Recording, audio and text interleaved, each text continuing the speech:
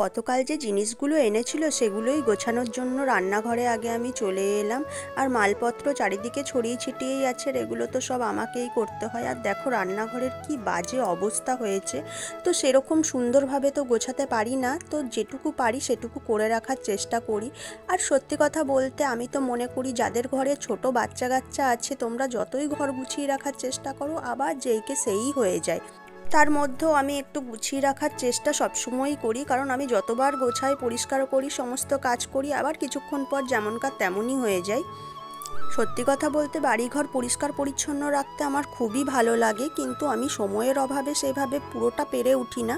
তার মধ্যে যেটুকু চেষ্টা করি সেটুকুই করি।